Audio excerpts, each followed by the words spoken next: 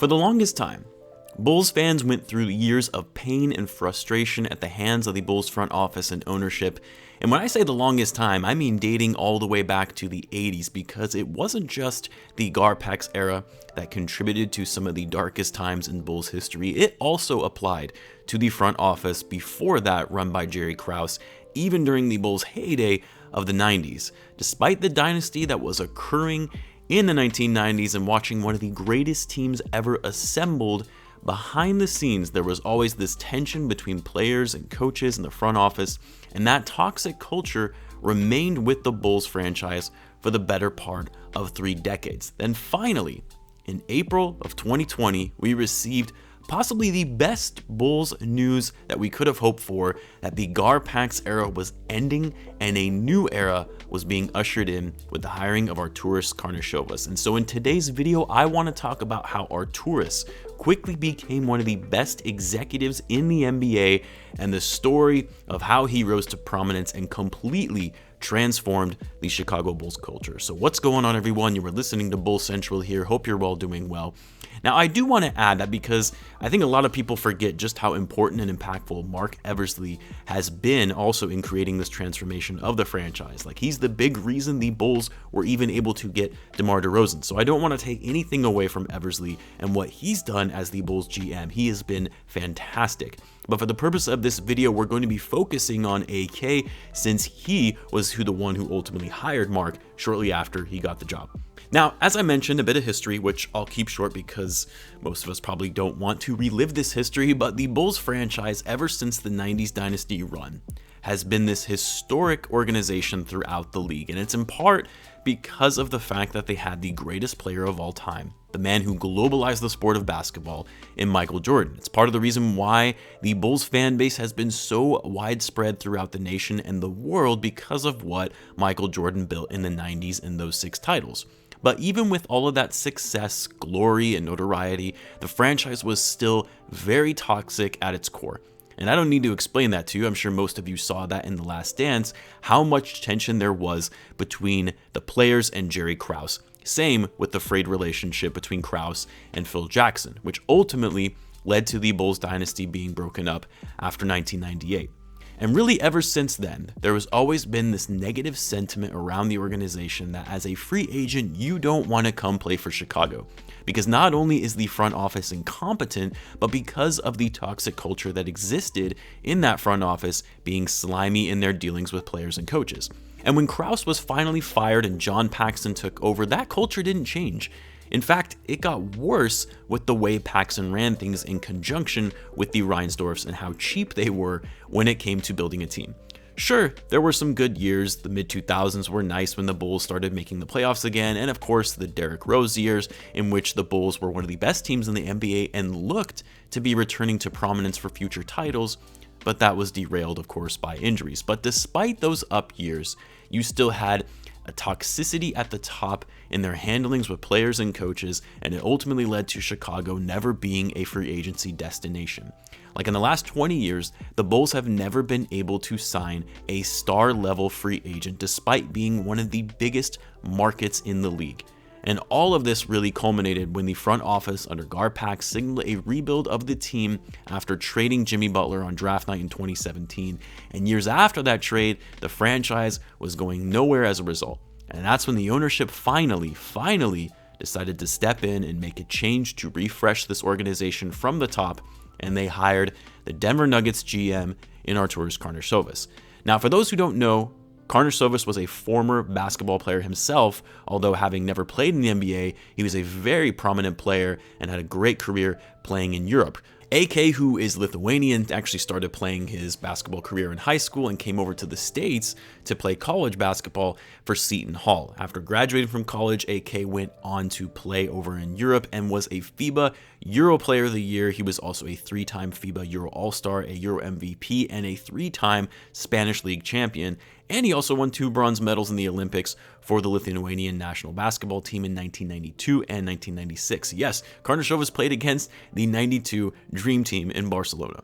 Now, after Karnišovas retired from playing basketball, it became clear that he had a knack for the business side of basketball and assessing talent. And he was hired by the NBA working in basketball operations in 2003. He then later became an international scout for the Houston Rockets in 2008, and later was able to land his first job, front office job, as an assistant general manager for the Denver Nuggets, where he would go on to be a key piece in drafting Nikola Jokic and Jamal Murray. And after 4 years of being an assistant GM, he was promoted to the GM of the Denver Nuggets in 2017. AK took the Nuggets from being more or less irrelevant ever since trading away Carmelo Anthony to one of the top contenders in the Western Conference after signing Paul Millsap to a multi-year deal. The emergence of Nikola Jokic also helped, same with Jamal Murray, bringing in key role players in Will Barton and Jeremy Grant. Yes, he was still a role player at that time. And of course, taking a chance at drafting Michael Porter Jr. with the last pick in the lottery despite all the injury concerns. Now, AK had already been hired by the Bulls by the time the 2020 bubble and playoffs came around, but that Nuggets team that shocked the world by going to the Western Conference Finals after coming back from two 3-1 deficits, both against the Utah Jazz and the LA Clippers, that was the team that he built. The team that made that incredible run just a couple months after AK had accepted the executive role with the Chicago Bulls. Now, fast forward a bit, because what we really want to talk about is just how, in a matter of 2 seasons, really 1 season, AK was able to completely revamp not only the Bulls roster, but also changing the culture and perception of the Bulls franchise as a whole. Of course, in AK's first season running the team underperformed. Not only did they miss the playoffs, but they missed an expanded playoff structure with the play-in tournament. But at the same time, Karnišovas and the front office made it very clear this was going to be an evaluation year. They weren't expected to make moves to the roster right away in that first offseason, and really, they didn't, outside of firing Jim Boylan and hiring Billy Donovan, which was hugely needed, and then just signing Garrett Temple. Everything else remained status quo. They didn't reach an extension with Lauri Markkanen, making him a restricted free agent this upcoming offseason. They didn't make any trades or signings other than letting Chris Dunn and Shaq Harrison go. And of course, it was clear right off the bat that although, yes, the Bulls team was looking better than they did previously, this team needed some work.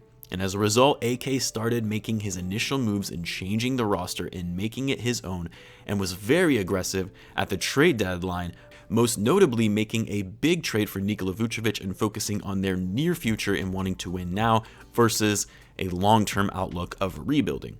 Now, where AK really made strides and what separated him from all of the previous regimes under Bulls management was instilling this culture of winning, and doing so by being aggressive and jumping on opportunities that other teams were overlooking or undervaluing their current players. Looking at guys like Lonzo Ball, seeing that the Bulls needed a playmaking, defending point guard, a point guard who wasn't being used properly by his current team, who wasn't appreciated for his specific skill set. He took advantage of that deteriorating relationship between Lonzo and the Pelicans, and not only was able to get Lonzo on a team-friendly contract, but he was able to execute a sign-and-trade that would enable the Bulls to claim his bird rights and use his contract as a trade piece for salary maneuvering rather than signing him as an outright free agent, which would go against the hard cap and not be able to use to go over the cap and into the luxury tax, giving the Bulls more flexibility to sign other free agents and still be able to afford it. Then there was Alex Caruso, a guy who he knew the Lakers wanted to keep, but they simply didn't have the cap space to keep him for the price point that he was going to garner, and chose to prioritize bringing in bigger names like Westbrook and other older guys, which we all know who's laughing now. But AK seized this opportunity to offer Caruso, again, another team-friendly contract that to some looked like an overpay at the time. And of course, Caruso goes on to be one of the most important glue guys on this team with his defensive tenacity and high basketball IQ. Then, of course, came the really big signing in DeMar DeRozan.